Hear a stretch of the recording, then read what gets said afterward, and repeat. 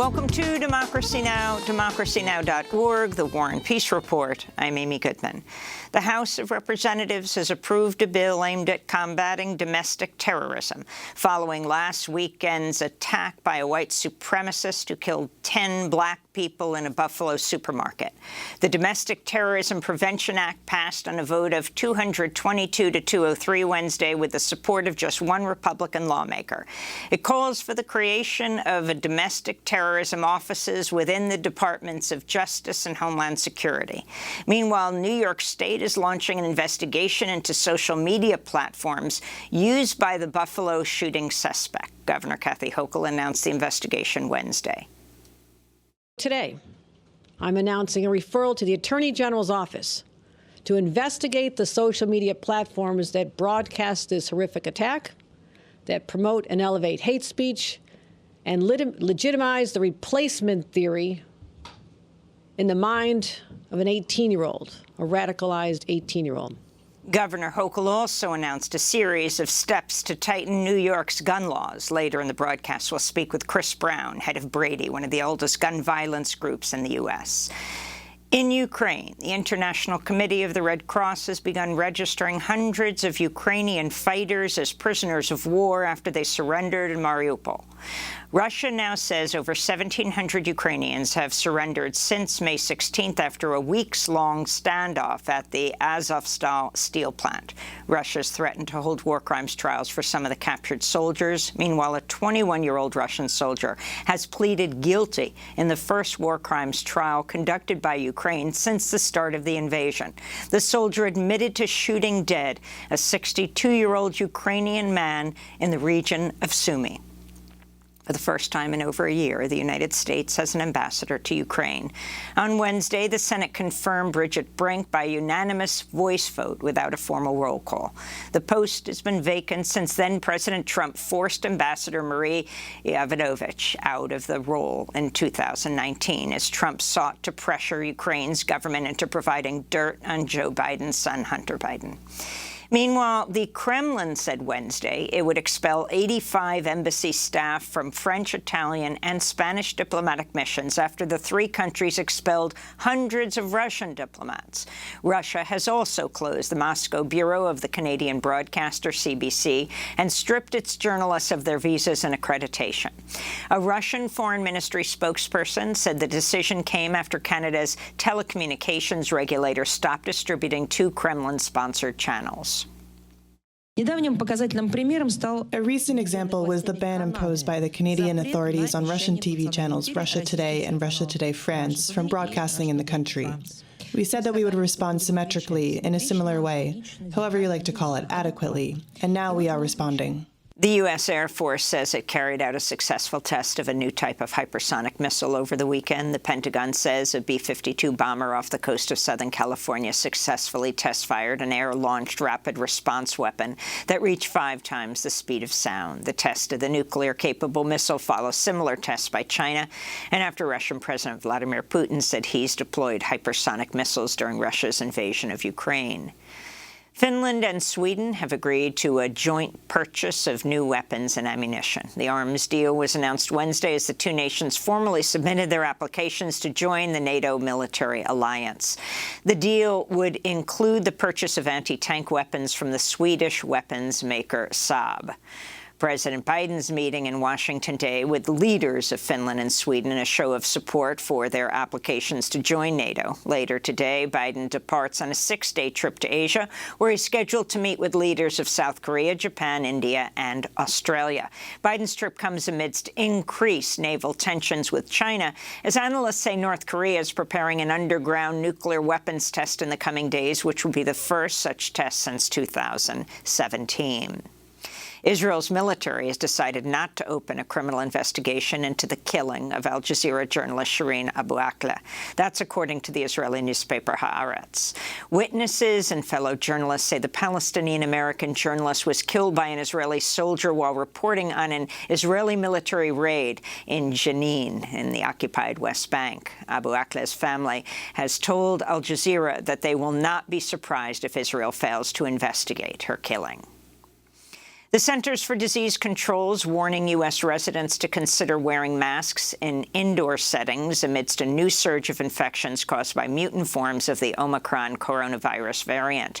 The average number of confirmed daily coronavirus infections across the U.S. has topped 100,000 for the first time since February, and that total fails to account for cases that go unreported or undetected by at-home tests. New York City raised its COVID alert level to high Wednesday, even as Mayor Eric Adams rejected calls to impose mask mandates and other public health measures. Variants are going to come. The every variant that comes, we move into shutdown thoughts, we move through panicking. We're not going to function as a city. On Wednesday, Health and Human Services Secretary Becerra said he tested positive for coronavirus during a trip to Germany and is isolating in Berlin with mild symptoms. Meanwhile, President Biden's daughter, Ashley Biden, has tested positive for COVID, will cancel plans to join First Lady Jill Biden on a trip to Central and South America.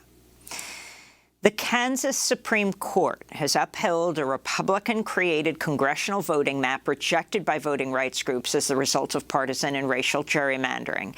Kansas's new map lowers the re-election chances of Democratic Representative Sharice Davids, who made history in 2018 by becoming one of the first 2 Native Americans elected to Congress. In Wisconsin, 2 Democrats who served as Electoral College delegates have filed a first-of-its-kind lawsuit against a slate of fake electors put forward by allies of Donald Trump in a bid to overturn Joe Biden's 2020 victory.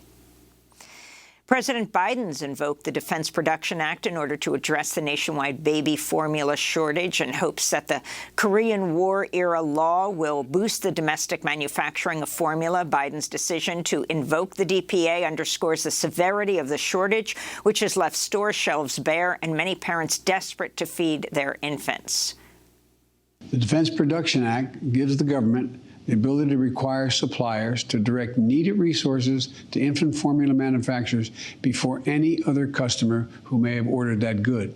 And I'm also announcing Operation Fly Formula. That's to be able to speed up the import of infant formula and start getting more formula in stores as soon as possible. To see our interview with David Dayen, you can go to democracynow.org on monopolies. On Wednesday, the House passed a $28 million emergency funding bill for the Food and Drug Administration in order to address the formula crisis. Here in New York, a 31-year-old Rikers Island prisoner has died of what officials at the jail said was a drug overdose. Mary Yehuda was discovered in medical distress in a women's unit at Rikers Island Tuesday. She died early Wednesday in a nearby hospital in Queens. Yehuda is the 5th Rikers prisoner to die this year, the 21st since the start of 2021. Last month, the U.S. Justice Department said it might take control of the Rikers Island jail complex, citing an extraordinary level of violence and disorder at the jails. In Minnesota, former Minneapolis police officer Thomas Lane has pleaded guilty to a charge of second-degree manslaughter over his role in the murder of George Floyd 2 years ago. Video of the 2020 killing shows Lane helped to restrain Floyd as then-officer Derek Chauvin pressed his knee into Floyd's neck for over 9 minutes, killing him. Lane faces a suggested sentence of 36 months in prison. 2 other former officers, Tu Tao and J. Alexander King, still face charges of aiding and abetting George Floyd's murder at a trial scheduled in a state court next month. In a new landmark labor agreement, the U.S. Soccer Federation will be paying members of its women's and men's teams equally. The deal stipulates soccer players will receive the same pay when competing in international matches, and in an historic provision, dictates U.S. soccer will address the gender disparity in the amount of prize money awarded by soccer's governing body, FIFA, by pooling the prizes and redistributing them equally across members of both teams. And as the Supreme Court appears poised to strike down Roe v. Wade, which legalized abortion across the U.S., Democratic Congressmember Lucy McMath made an emotional appeal Wednesday, highlighting how attacks on abortion rights can impact treatments available to patients who, like her, have experiences with miscarriage and stillbirth. McMath spoke at a meeting of the House Judiciary Committee. After which failed pregnancy should I have been imprisoned? Would it have been after the first miscarriage? after doctors used what would be an illegal drug to abort the lost fetus? Would you have put me in jail after the second miscarriage? Perhaps that would have been the time. Forced to reflect in confinement at the guilt I felt, the guilt that so many women feel after losing their pregnancies. Or would you have put me behind bars after my stillbirth? After I was forced to carry a dead fetus for weeks, after asking God if I was ever going to be able to raise a child. And I asked because the same medicine used to treat my failed pregnancies is the same medicine states like Texas would make illegal. And those are some of the headlines. This is Democracy Now!, democracynow.org, The War and Peace Report. I'm Amy Goodman, joined by Democracy Now! Co-host Nermeen Sheikh. Hi, Nermeen. Hi, Amy, and welcome to our listeners and viewers across the country and around the world.